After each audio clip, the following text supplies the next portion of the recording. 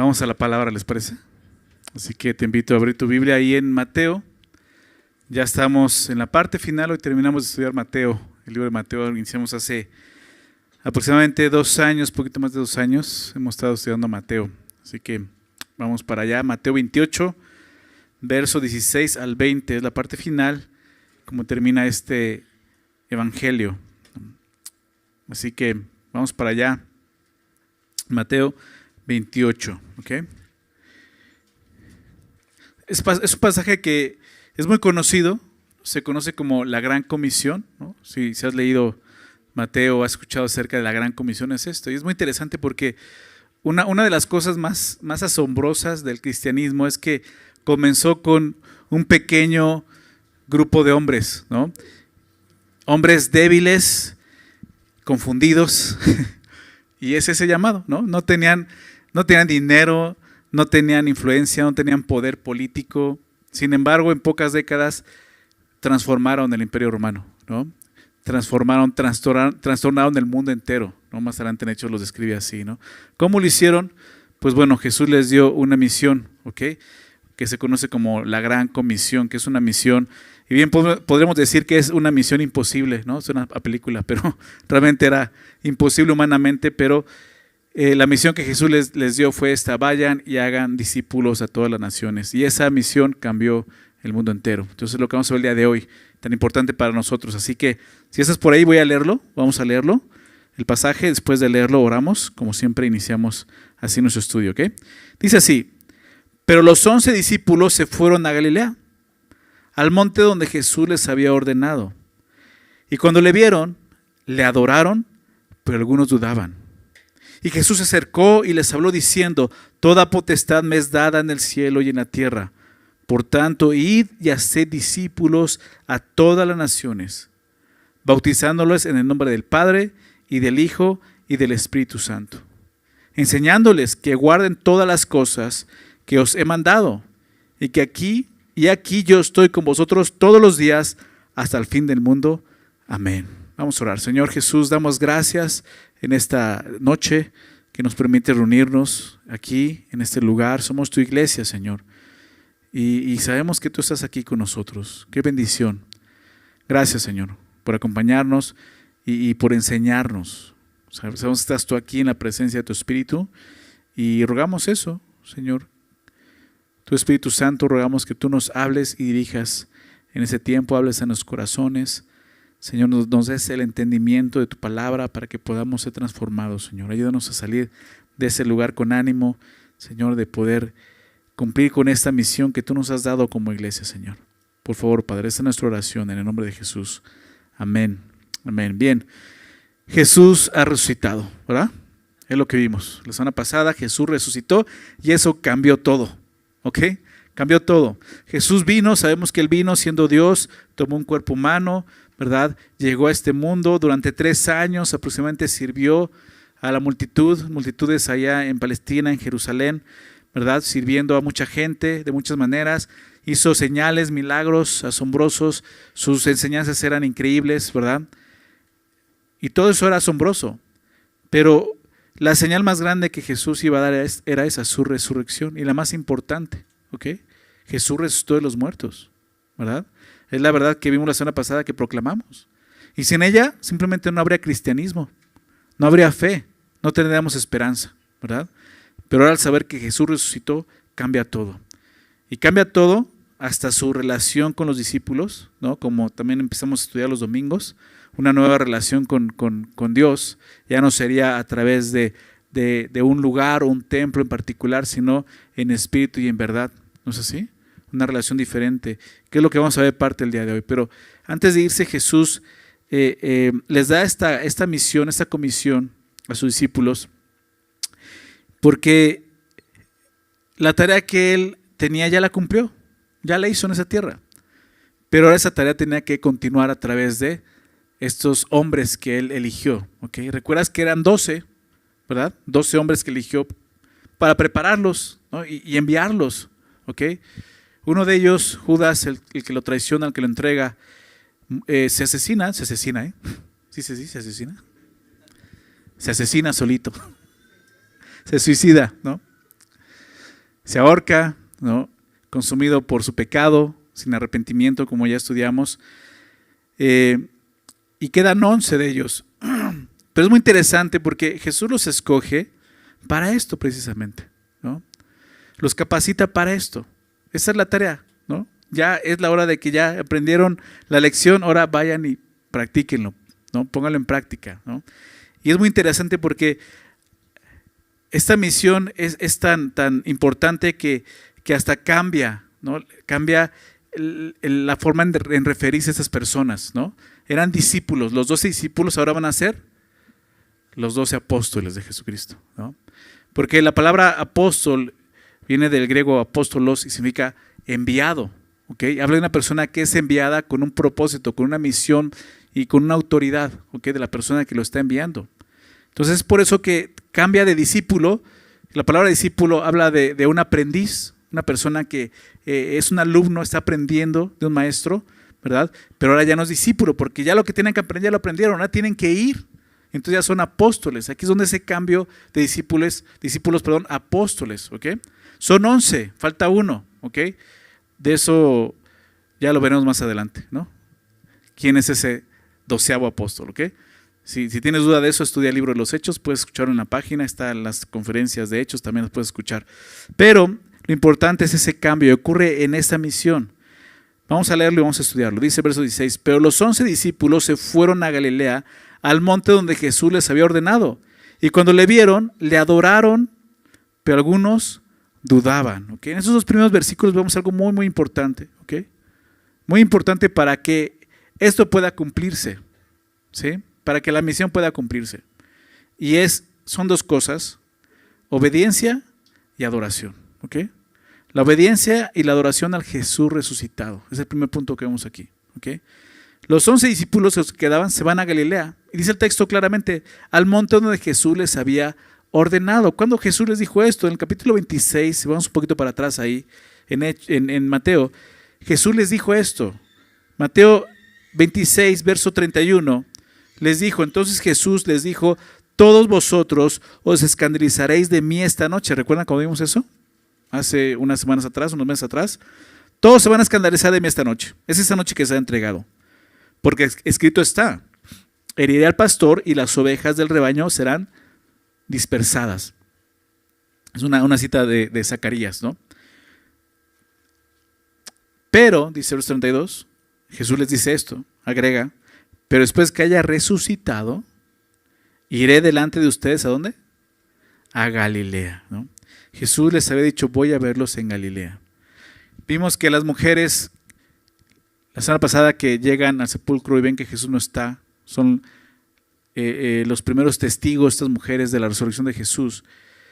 Les dice el ángel que vayan y se lo digan esas buenas nuevas a sus discípulos y que los vean en Galilea. Entonces los discípulos están obedeciendo realmente lo que Jesús les mandó, lo que vemos aquí. Y es interesante porque a pesar de todo lo que esos hombres habían vivido, su temor, ¿no? Su falta de fe, al final ellos confían y obedecen a Jesús. Jesús está, lo acaban de sepultar, está muerto, ¿no? Y de repente lo ven, ya no lo ven resucitado, pero obedecen y van a Galilea a verse con Jesús allá, ¿no? Entonces vemos, como te decía, algo importante para que eso se cumpla. Tiene que haber obediencia, ¿okay? Obediencia a lo que Jesús nos pide. Y quizás puede ser algo irracional, algo ilógico, porque para los discípulos dijeron que lo viéramos en Galilea, pero lo mataron. Está sepultado, o sea que vamos a ir a Galilea, ¿no? Bueno, Jesús les dijo, después de haber resucitado, voy a verlos allá, ¿ok? Entonces obedecen. Yo lo que veo es eso, obediencia en ellos, ¿ok? Jesús les había dicho que fueran ahí.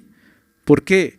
Porque ahí, en ese lugar, en Galilea, es donde les daría la siguiente instrucción. Por eso es importante la obediencia. Como discípulos de Jesucristo necesitamos ser obedientes. Es algo muy importante, ¿ok? Porque si no estamos dispuestos a obedecer a Jesús, pues Jesús no nos va a guiar, así de sencillo. Con Dios tenemos que ir paso a paso, ¿ok? No podemos brincarnos pasos porque mira, yo puedo saltar de aquí a allá, este paso no me gusta, entonces yo me lo brinco. Tenemos que ir paso a paso, ¿ok? Y es lo que vemos aquí. Si Jesús está pidiendo, hey, deja esto, ¿qué tienes que hacer? pues dejarlo, ¿verdad?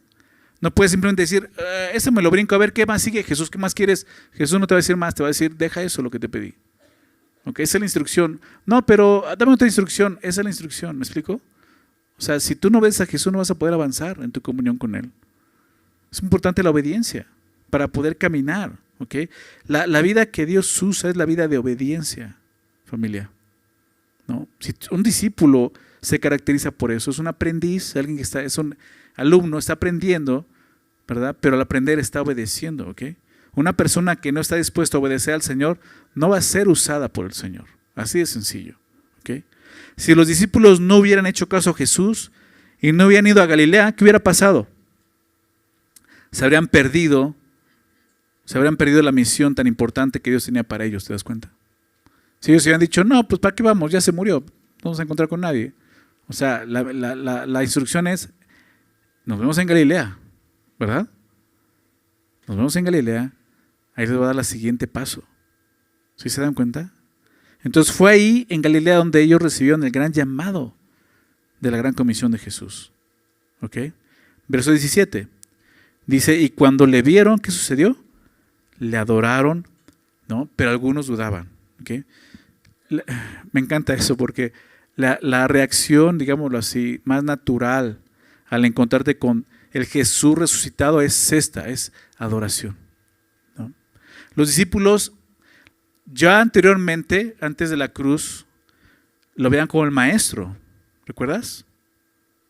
Lo veían así como el maestro, le llamaban maestro. Jesús dijo, ustedes me dicen maestro y en verdad lo soy, ¿okay? Maestro, le decían Señor, pero realmente nunca vimos como tal un acto de adoración de ellos hacia Jesús. ¿Ok? Sí, vimos cómo en Mateo 16, Pedro reconoce, tú eres el Cristo, el Hijo de Dios viviente. ¿Ok? Hay un reconocimiento de quién es Jesús, pero no habíamos visto un acto de adoración hasta este momento, cuando lo ven resucitado, ¿te das cuenta? Porque a través de la resurrección ellos ya vieron a Jesús como realmente es. ¿Sí? Ahora los 11 discípulos entienden quién es Jesús. Él es Dios. La resurrección mostró el poder de Dios, pero sobre todo la autoridad de Dios, de Jesús como el Hijo de Dios. ¿Okay? Déjame leer esto rápidamente en Romanos 8, si quieres anotar la cita. Romanos 8, capítulo 1, perdón.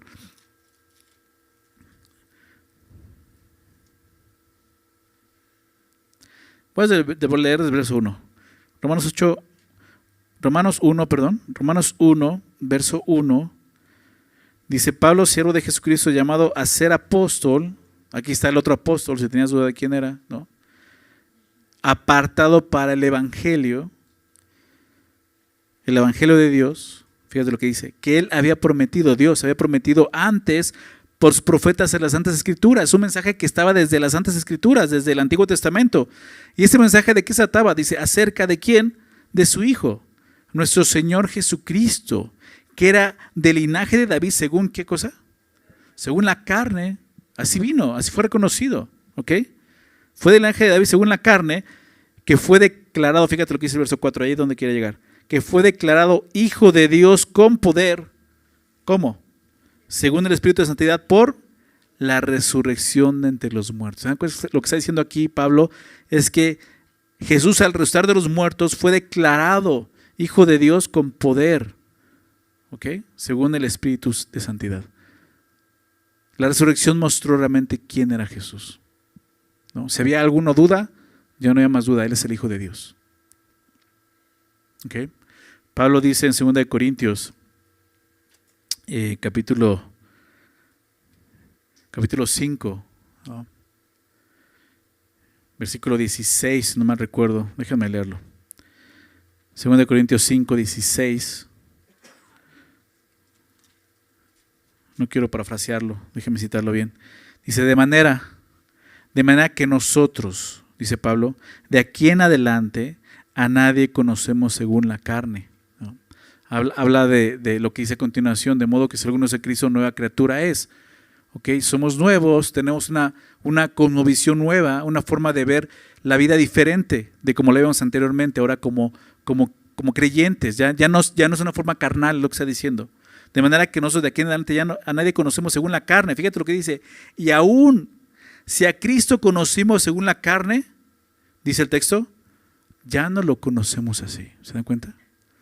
Claro, tú y yo no llegamos a conocer a Jesús según la carne. Pero en ese momento cuando Pablo escribe esto, había personas que llegaron a conocer a Jesús en la carne. Era lo que muchos decían. Jesús de Nazaret. ¿Qué significaba eso? Es Jesús en la carne, es el hombre, es el hijo de María, de José, el carpintero, etc. Así lo ubicaban. Bueno, dice Pablo, tú y yo ya no lo conocemos así. Si tú llegaste a conocerlo como el hijo del carpintero, como Jesús de Nazaret en la carne, ya no lo conocemos así. ¿Por qué? Porque ahora lo hemos visto resucitado. ¿Me explico? Esa imagen de Jesús carnal desaparece. ¿Por qué? Porque Él ha resucitado de los muertos. Él es declarado hijo de Dios con poder por medio de la resurrección de los muertos. ¿Se dan cuenta? Entonces la resurrección trajo eso. ¿Ok? Por eso es que ahora esos discípulos lo están adorando. Vean a Jesús resucitado y dice, y cuando le vieron, le adoraron. Hay una adoración. Te decía, esa es la reacción más natural de encontrarte con el Jesús resucitado. Saber que Jesús resucitó de los muertos. Fue algo que yo en lo personal comprendí cuando conocí a Cristo realmente. Yo crecí en la religión católica, ¿no? Profesándola, pues, como bien les pareció a mis padres, ¿no? Pero conocí el Evangelio, pero yo no sé si ustedes, si vienen de ese trasfondo, les pasó lo mismo. O sea, para mí Jesús se quedó en la cruz y nada más. Sí sabía que había resucitado, pero no. Sé que es Satanás que ciega el entendimiento, ¿no? Dice la palabra, 2 Corintios, ¿no? Pero de alguna forma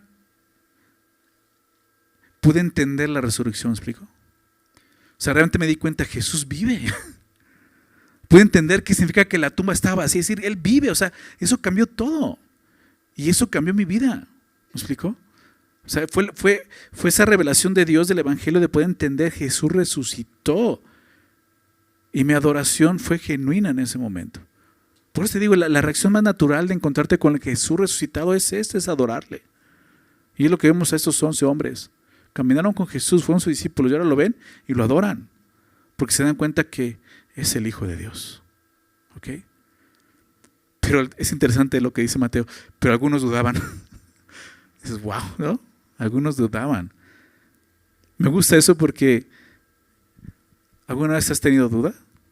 Pues sí. Que entendamos quién es Jesús, que creamos en Él, que podamos adorarle, no quita el hecho de que pueda haber duda aún en nuestro corazón. Porque así somos, porque aún estamos en una condición así, ¿no? Caída. Claro, esto es una referencia seguramente a Tomás, ¿verdad? Sabemos que Tomás fue el que dudaba todavía y hasta que vio a Jesús y le dijo a Jesús, tócame, mete tus dedos, mi costado, ¿no? Y cree, ¿no? Pero eso más que otra cosa creo que nos anima, ¿no?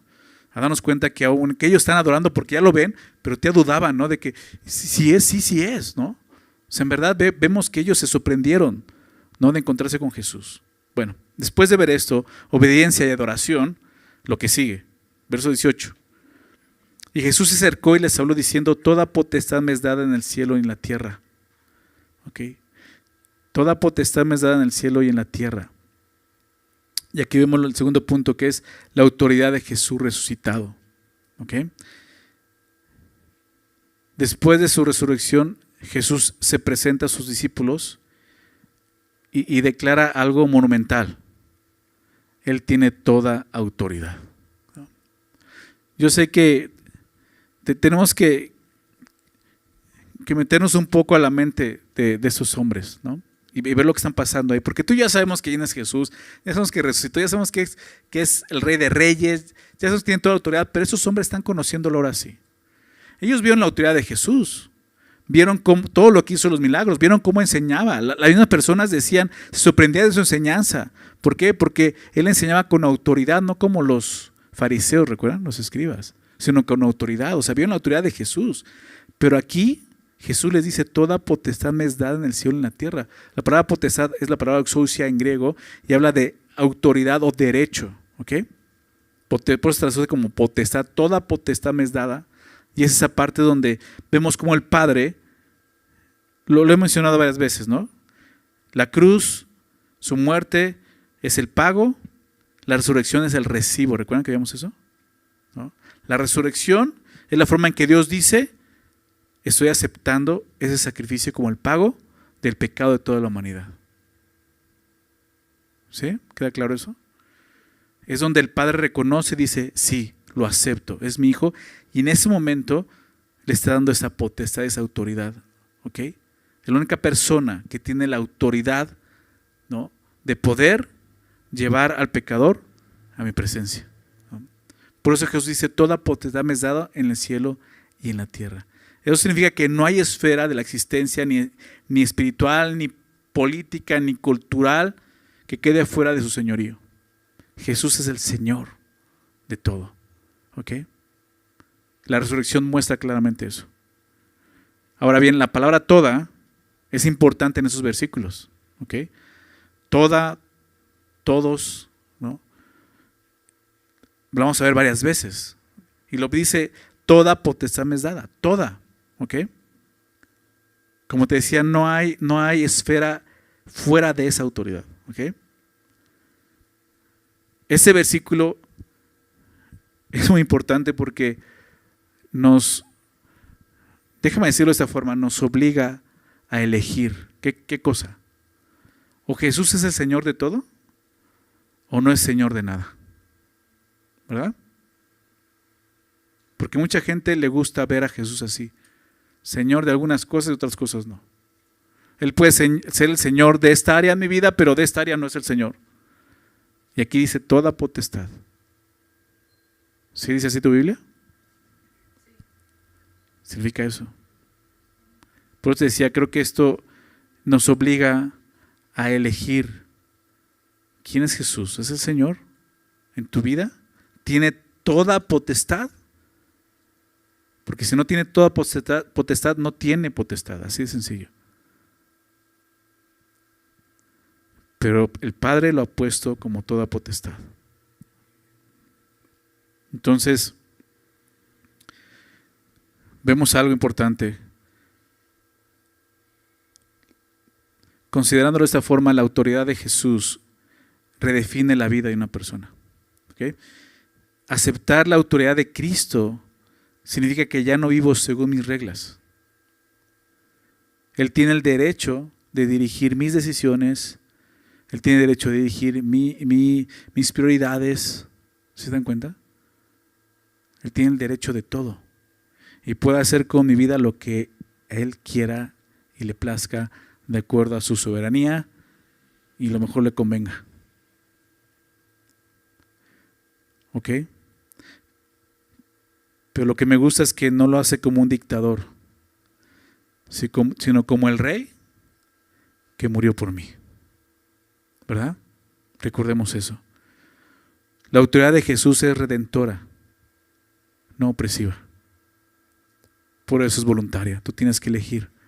Pero no nos quedemos viéndolo así. Unas cosas y otras no. No se vale. ¿Me explico? No se vale. Él tiene toda potestad. Es necesario que lo veas así. ¿Ok? Entonces la autoridad de Jesús redefine de esa forma mi vida. Pero, en segundo lugar, su autoridad nos libera. ¿Ok? Nos libera. Muchos piensan que someterse a Cristo va a limitar la libertad que una persona tiene. Pero es todo lo contrario. ¿Ok? Porque solo bajo su autoridad encontramos verdadera libertad. ¿No es así? La libertad que nosotros predicamos como personas libres ahora en Cristo.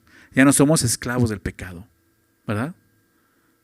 Cuando Él gobierna, todo lo demás se encuentra a su lugar. Todo, tu vida va a encontrar propósito. Tu trabajo, tu familia, tu identidad, el propósito por el cual estás aquí, vas a ser liberado. Ya no vas a ser esclavo de algo, vas a ser esclavo de Jesucristo, lo sabemos. Y ahora es libre, ¿ok? Entonces, la autoridad de Jesús nos muestra esas dos cosas. Que la autoridad de Jesús va a redefinir tu vida y te va a dar libertad, verdadera libertad, ¿ok? Eso nos lleva realmente a cuestionar y examinar nuestra vida y preguntarnos eso. ¿Quién tiene realmente la autoridad sobre mi vida? ¿Quién es quien gobierna mi vida? ¿Qué está gobernando tu vida? Piensa bien, tus emociones, tu cultura, tu carrera, tu trabajo. ¿Sabes? Jesús no busca compartir el trono de tu corazón. Él lo reclama por completo. Por eso dice toda potestad. Toda potestad, ¿ok? Entonces, antes de salir a cumplir la misión, debemos recordar quién nos envía, ¿ok? No actuamos por nuestra cuenta. Jesús nos da poder, nos da el respaldo y nos da esa autoridad. Es importante porque los va a enviar con esa autoridad, ¿ok? Con esa autoridad apostólica, ¿no? Por eso son los 12 apóstoles de Jesucristo, ¿ok? En ese sentido, este llamado es para ellos, pero el llamado implica para todos los creyentes, ¿ok? Entonces, el hecho de que Jesús tiene esa autoridad para enviarnos nos da seguridad y tranquilidad, ¿ok? Confía en eso. Confía no en ti, confía en el poder de Dios cuando compartes tu fe o sirves a otros. Confía en el poder de Cristo. Él es el quien te ha llamado, ¿ok? Y precisamente porque Jesús tiene toda autoridad, puede darnos una misión universal. No es una sugerencia, realmente es un mandato con ese respaldo celestial, ¿no? Verso 19 y parte del 20, lo voy a leer así.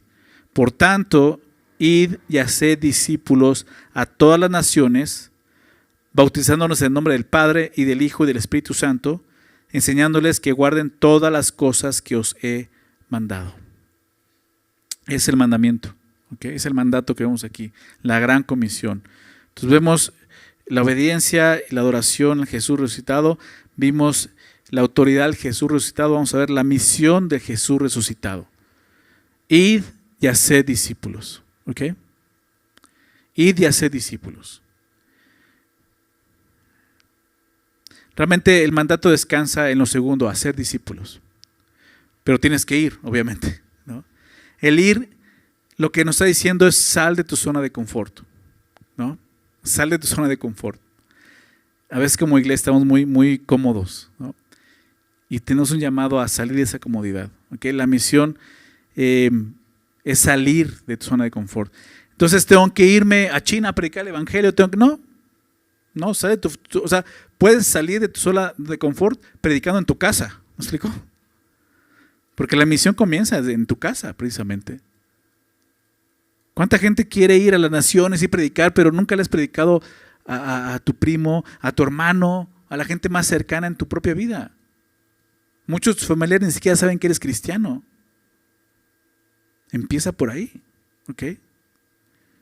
En Hechos, cuando Jesús les recuerda ese llamado, ¿no? Y les dice, esperen la promesa. Déjame ir rápidamente a Hechos 1, 8, lo sabemos, ¿no? Y recibiréis poder cuando haya venido sobre ustedes el Espíritu Santo y me serán testigos, dice Jesús. ¿Recuerdan dónde? En Jerusalén, en toda Judea, en Samaria y hasta el último de la tierra. ¿Desde dónde empezó? El último de la tierra no, empezó ¿dónde? En su casa, Jerusalén. Luego Judea, luego Samaria, lo último de la tierra. O sea, empieza por tu casa, ¿no? Empieza por eso.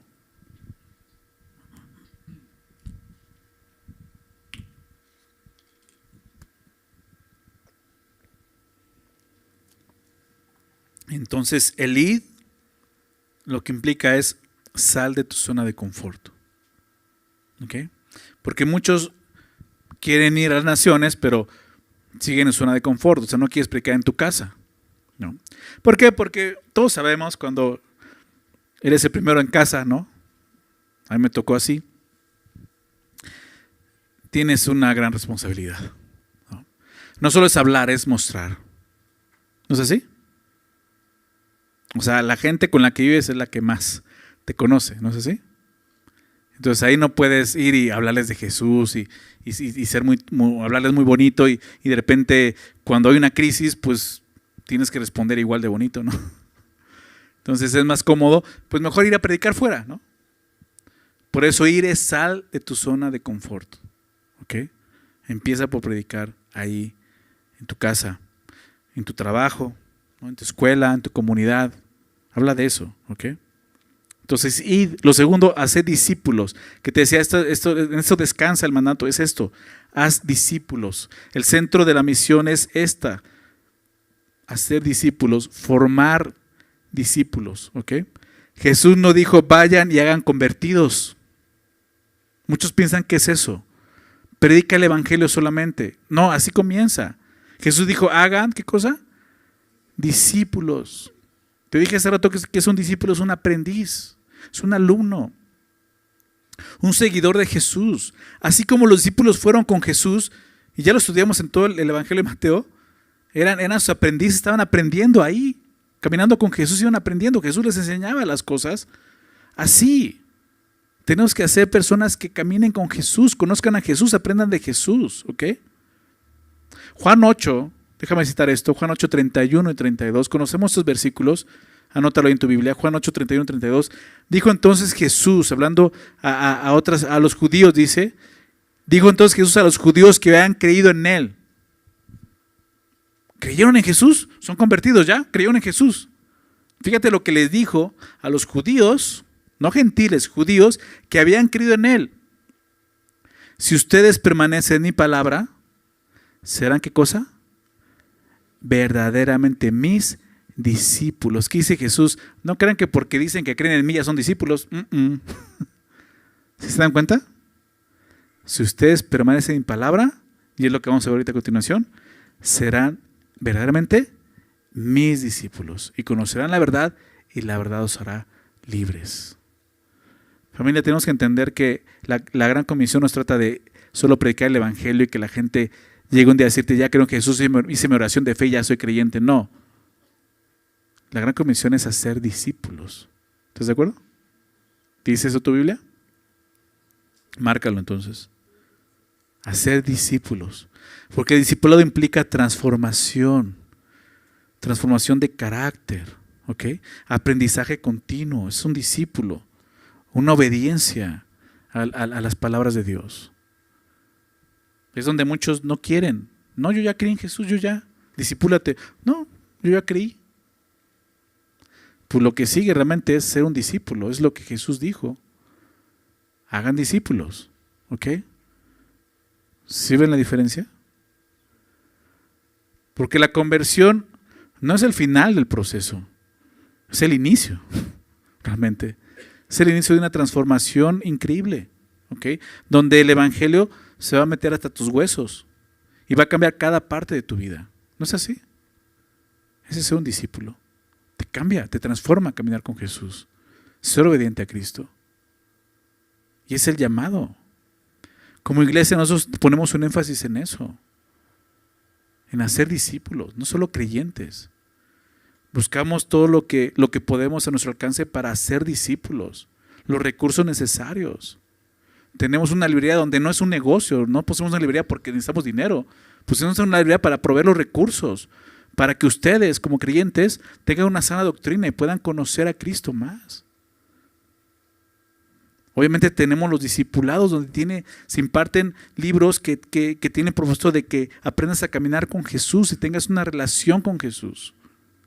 Para que seas un discípulo de Jesús. Por eso todo el tiempo les digo, discipúlense. No te has discipulado, discipúlate, necesitas discipularte. El discipulado no es un requisito dentro de la iglesia, es una necesidad para cada creyente. ¿Por qué? Porque el llamado es ir y hacer, ¿qué cosa? Discípulos. ¿Sí?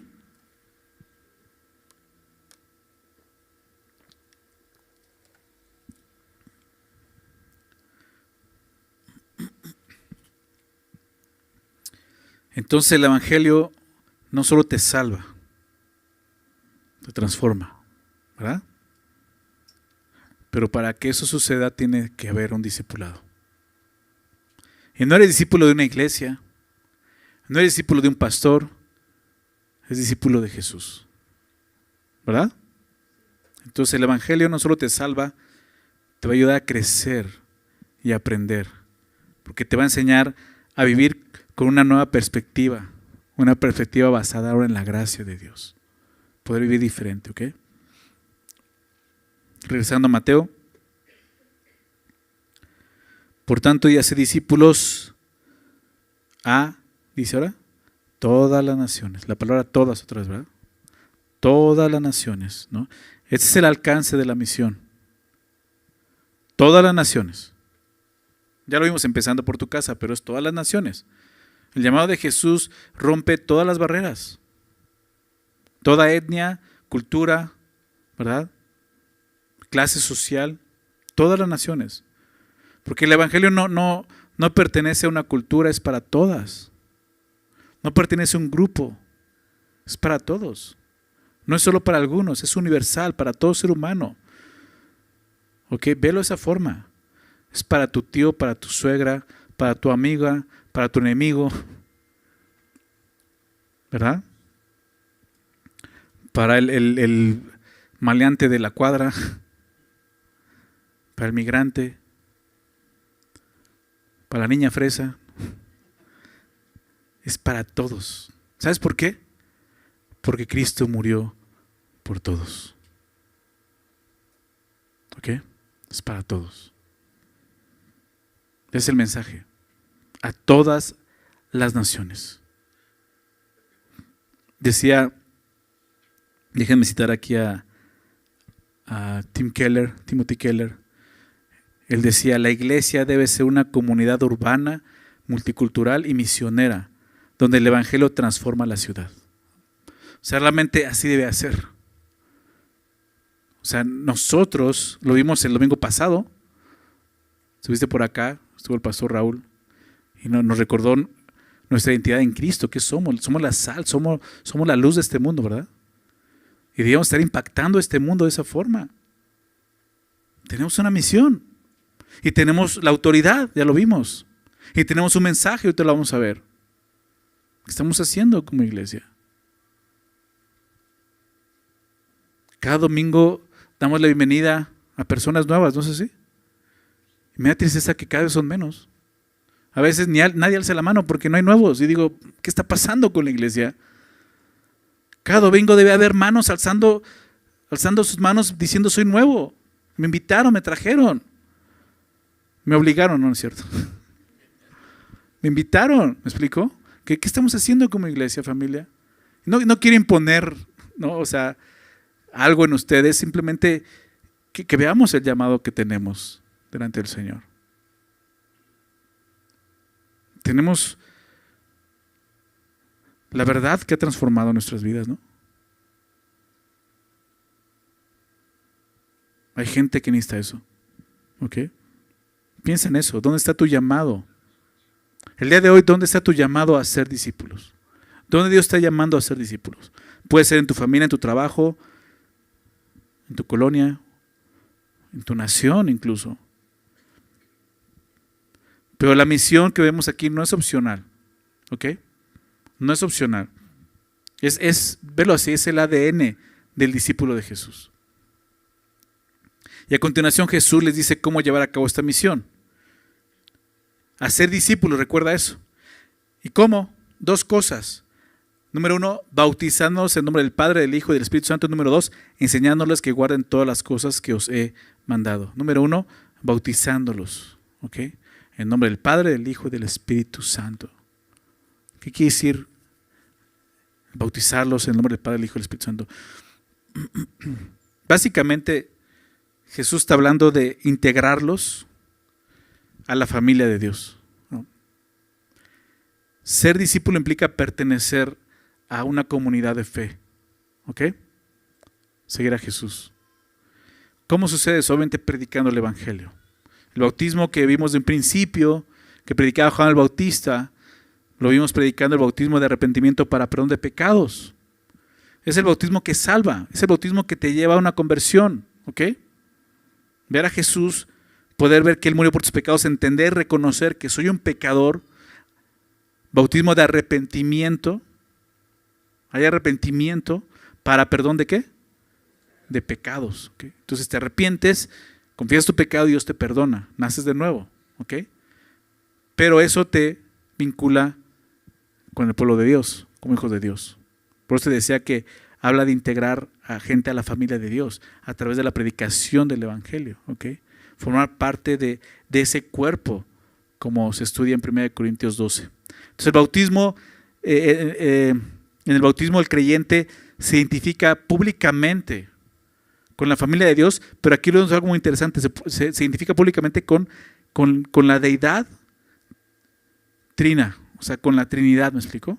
Porque dice, bautizándose en el nombre del Padre, del Hijo y del Espíritu Santo.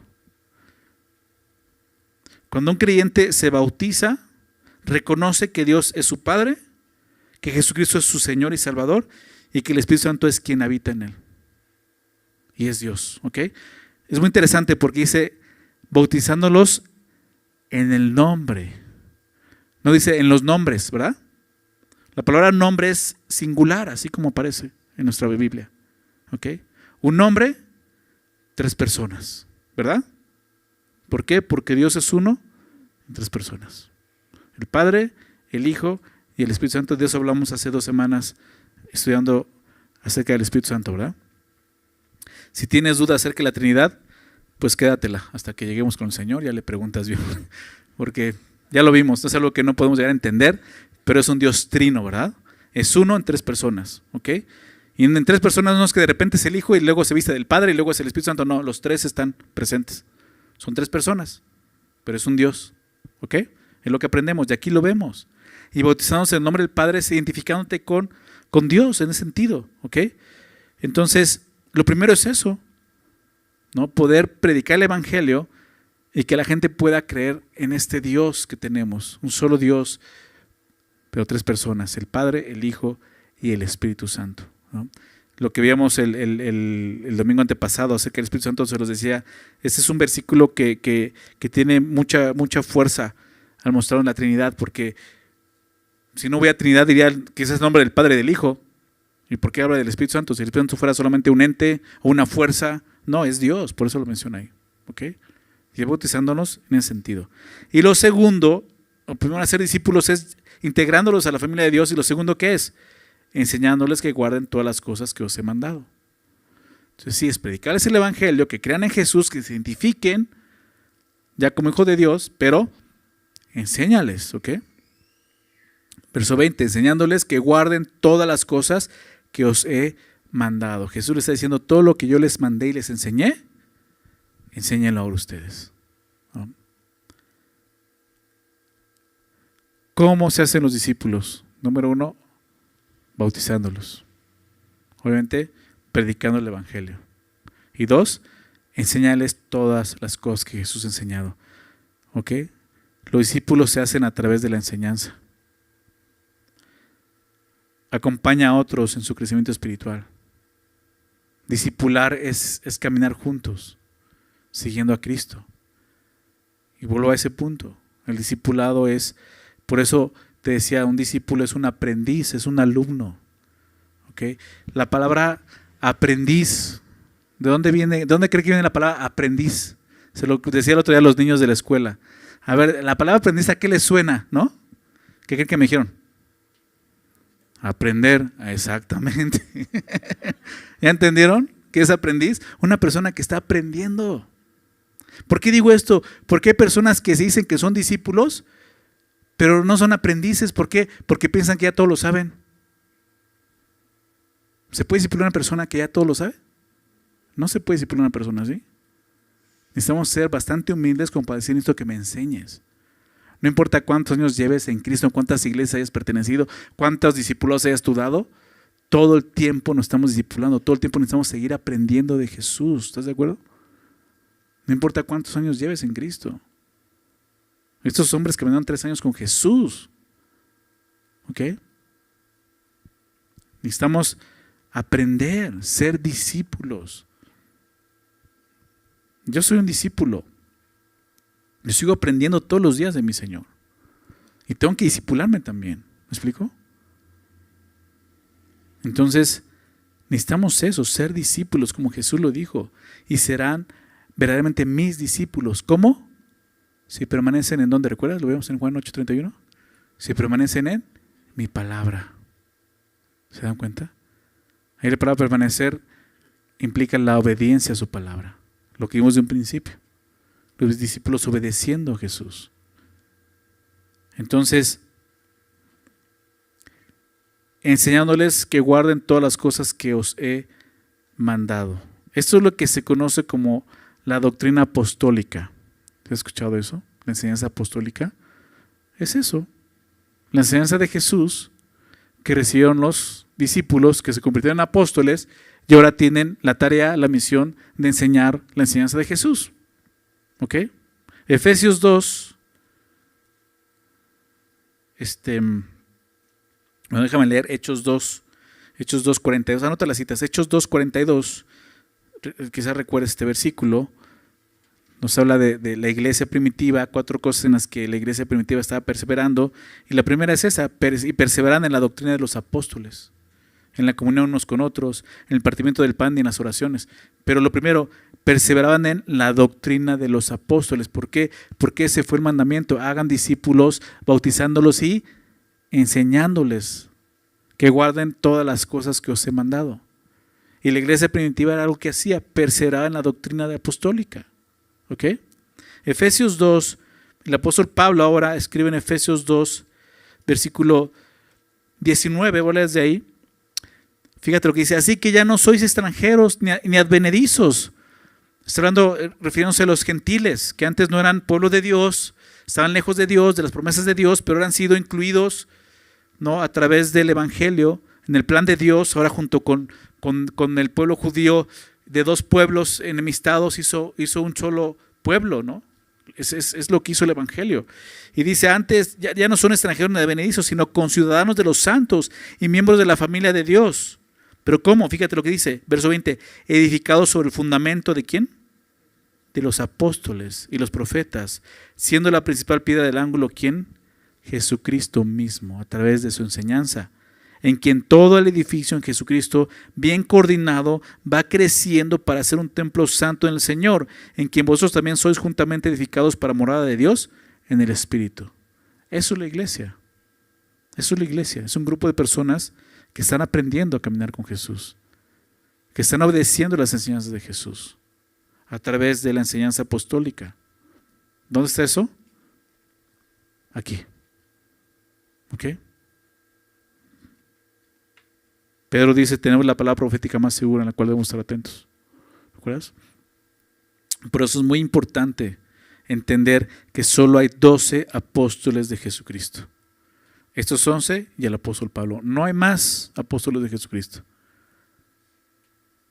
Porque cualquier persona que lea y se declare como un apóstol de Jesucristo, obviamente es un charlatán, es un mentiroso, es un abusivo. Y lo que quiere es eso. Lo que está diciendo es que yo tengo la autoridad de Jesús para que todo lo que yo diga venga de Jesús. Y puedo decir todo lo contrario de la Biblia, pero es Jesús ya cambiando las cosas, ¿me explico? Entonces ten cuidado, ten cuidado. Cualquier persona que se identifique como un apóstol de Jesucristo es un charlatán. Solo hay 12, ¿ok? Por eso es importante entender esto. Y esos 12 dejaron escrita la enseñanza de Jesús. El libro que tienes en tus manos, esa es la enseñanza. Enseñándoles que guarden todas las cosas que os he mandado, ¿ok?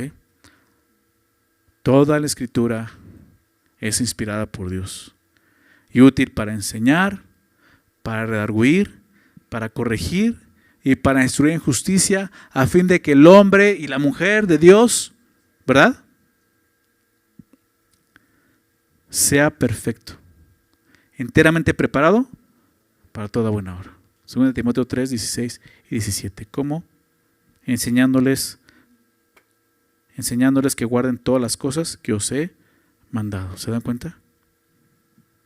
Y así es la misión que tenemos como iglesia. ¿Ok? Pero la misión puede parecer, como te decía al principio, imposible, ¿verdad? Misión imposible. Abrumadora. Y Jesús lo sabía. Por eso me encanta cómo termina este pasaje con una promesa que lo cambia todo. Verso 20, a la mitad del verso 20 dice: y aquí yo estoy con vosotros todos los días hasta el fin del mundo. Amén. La presencia de Jesús resucitado, ¿verdad? La promesa: yo estoy con ustedes. ¿Ok? Jesús no dice, yo estaré con ustedes cuando todo salga bien. Dice, yo estoy con ustedes. Es presente, es constante, es eterno. Yo estoy con ustedes en todo momento, en toda ocasión, en toda oportunidad, en todo lugar. Yo estoy con ustedes. Qué increíble saber eso, ¿no? Porque es como, no van solos, yo estoy ahí, ¿no? Estos hombres, tú recuerdas, lo vimos en un momento donde Jesús los envió a predicar. ¿Te acuerdan? No me acuerdo ya en qué capítulo quedó eso, creo que fue por ahí el 10 o no sé qué capítulo. Los envía y les da instrucciones, no lleven bolsa, ni, ¿se acuerdan? Todos vimos eso, ¿no? Ni comida, ni alimento, etcétera, y regresan, ¿no? Fueron solos. Lo increíble es que ahora Jesús dice, yo estoy con ustedes. Qué alivio haber sido para ellos decir, ahora sí vas con nosotros. Gracias, Señor. No, gracias. Y es eso, saber que esta misión, en esa misión tú y yo no vamos solos, ¿ok? Número 1, su presencia es el poder de la misión. El saber que Él está con nosotros. No dependemos de nuestra elocuencia, no dependemos de nuestra estrategia, no dependemos de nuestros recursos, de nuestro talento. Dependemos solo de esto, de la presencia viva de Cristo. ¿Cómo? ¿Por medio de quién? Lo vimos el domingo antepasado. Su Espíritu Santo. ¿Verdad? Su Espíritu Santo en cada uno de nosotros. Y vamos a seguir estudiando eso los domingos que entran, hablando del Espíritu Santo. Vamos a entender un poquito más. Pero es así de increíble saber que su Espíritu Santo está en mí. Y Jesús se lo dijo a Pablo, le dijo, no te preocupes. Vas a ir delante de reyes, de gobernadores. No te preocupes por lo que tengas que decir. ¿Ok? Y eso te da la valentía. ¿Te das cuenta? Porque yo voy a hablar por ustedes. ¿Ok? Entonces, donde un discípulo de Jesús obedece, ahí Cristo está presente. Guiándole. Empoderándole de alguna forma. Entonces, número 1, su presencia es el poder de la misión. Y 2, su presencia da consuelo y valentía, que es lo que a veces necesitamos, ¿verdad? En un mundo cada vez más hostil a Dios y al Evangelio, esta promesa sostiene al pueblo de Dios. Nos da fortaleza, como te decía, valentía. Porque Jesús no deja solo a sus discípulos. Su presencia nos acompaña, como vemos, en cada paso, en cada dificultad, en cada decisión. Saber que Él está con nosotros nos da denuedo para predicar. Valentía para saber, es Dios quien está conmigo. ¿Ok? Y es así. Tenemos que verlo de esa manera. ¿Ok? El Evangelio nos da una humildad que te hace valiente. No sé si lo has vivido. Te lleva a hablar donde quizás nunca hablarías. Y es eso. Es el Espíritu Santo que va contigo. ¿Ok? Entonces no tememos. ¿Por qué? Porque el Rey está con nosotros. Jesús está con nosotros. No temas servir a Cristo. No temas hablar de Cristo. No temas enfrentar desafíos por Cristo.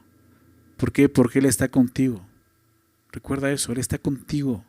En tu hogar, en tu trabajo, en cada momento de tu vida, Él está ahí. Esa es la promesa. ¿Sí lo leíste? He aquí, yo estoy con ustedes todos los días. Y esa promesa es para sus discípulos. ¿Verdad? Entonces la pregunta es, ¿eres un discípulo? Porque así es. Recuerda esto, la presencia de Cristo es más real que tus circunstancias. Recuerda eso. A veces batallamos mucho con el afán, ¿no? Y el afán es estar pensando en el futuro, qué va a pasar, qué va a suceder, qué va a pasar, cómo va a terminar. Recuerda esto, lo más real en ese momento es que Dios está contigo. Su presencia está contigo. ¿Ok? Él camina contigo en la duda, en la prueba, en la misión. Él está ahí. Su presencia con nosotros. Qué hermoso final del Evangelio, ¿no crees? Jesús dice, yo estoy con ustedes hasta el fin del mundo.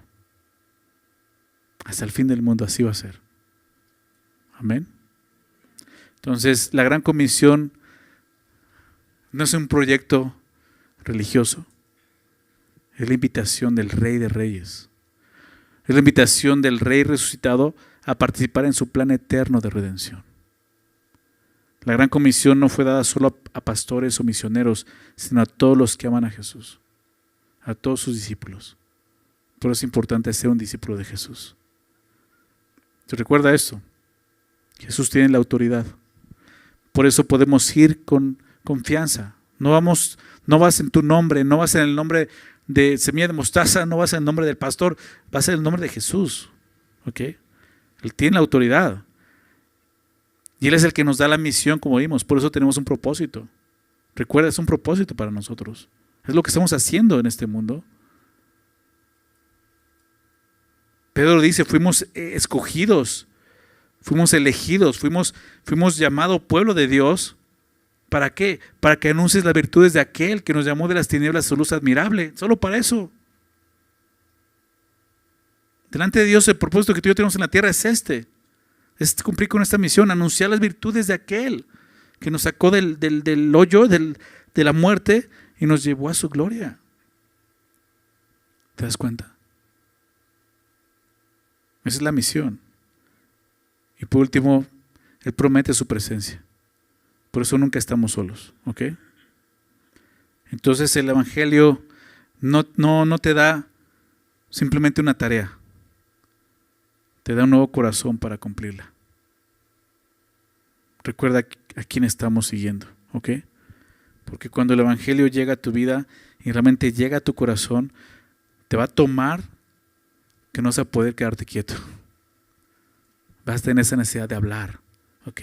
Y tu vida se va a convertir en una extensión, verlo así, del amor de Cristo a este mundo caído. Pues a través de esa misión. Vamos a orar para terminar. Darle gracias a Dios, ¿ok? Señor, gracias en esta noche te damos por tu palabra. Nos permites el día de hoy terminar de estudiar este libro, este Evangelio. Solamente podemos agradecerte por cada enseñanza, Señor, en la que tú nos revelabas a tu Hijo. Podemos conocer más a Jesús. Verlo de una forma que quizás no lo hemos visto, no lo hemos considerado. Y hoy lo vemos diferente, Señor. Hoy lo vemos como ese Rey de Reyes, ese Rey que necesitamos que reine en nuestra vida. Y queremos eso, Señor. Veamos eso, toda potestad te ha sido dada en el cielo y en la tierra. Pero es la decisión de cada uno de nosotros dejar que esa potestad, Señor, también esté presente en nuestras vidas. Toda potestad de nuestro corazón, en los pensamientos, Señor. Necesitamos obedecer y adorar, Señor. Obedecerte y adorarte, para que realmente eso pueda cumplirse y sea real en nuestra vida, Señor. Gracias, Señor Jesús.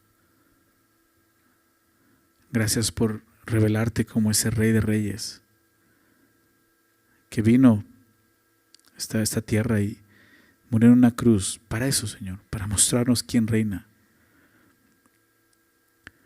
para liberarnos, Señor, para sacarnos de la cautividad en la que vivíamos, Señor, para trasladarnos del reino de las tinieblas al reino de la luz y ser luz. Gracias, Señor. Gracias, Padre. Gracias por darnos una tarea. ¿Y qué tarea, Señor? Como lo decía al principio, una misión imposible, pero es posible ahora por medio de ti y tu presencia, como veíamos. Ayúdanos a cumplir con esa tarea, Señor. Como iglesia, pero también, Señor, como cada discípulo que somos. Poder ir, predicar tu evangelio, anunciar tus buenas nuevas a todos, pero también llevarlos a discipularse, a conocerte, a caminar contigo, Señor, en este mundo. Y nosotros mismos necesitamos hacerlo. Ayúdanos como iglesia a cumplir con este llamado, sabiendo esto, que tú estás con nosotros, Señor. Y lo hemos visto. Y te damos gracias, Señor. Danos el denuedo, danos la valentía, el poder para hablar, Señor. Hablar de ti.